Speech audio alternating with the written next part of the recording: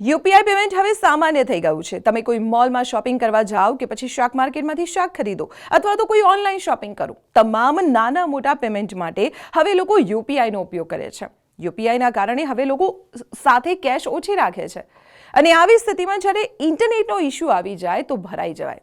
અને એટલે જ આ સમસ્યાના ઉકેલ માટે નેશનલ પેમેન્ટ્સ કોર્પોરેશન ઓફ ઇન્ડિયાએ યુએસએસડી આધારિત સેવા દ્વારા ઓફલાઈન યુપીઆઈ ચૂકવણીઓ શરૂ કરી છે. આ વિકલ્પ ઇન્ટરનેટ વિના પણ કામ કરે છે. ચાલો જણાવી દઉં કેવી રીતે.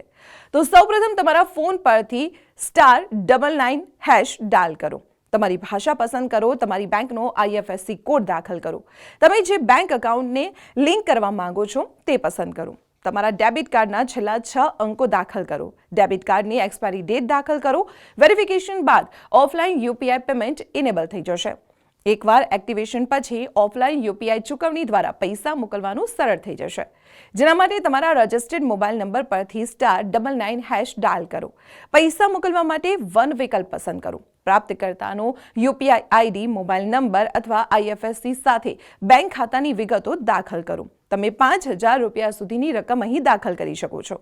પેમેન્ટ કરવા માટે તમારો યુપીઆઈ પિન દાખલ કરો. યુએસએસડી સિસ્ટમનો ઉપયોગ કરીને ટ્રાન્ઝેક્શન પ્રોસેસ તરત થઈ જશે. તો આવી જ મહત્વપૂર્ણ ઇન્ફોર્મેશન માટે આપ જોતા રહો સંદેશ ડિજિટલ.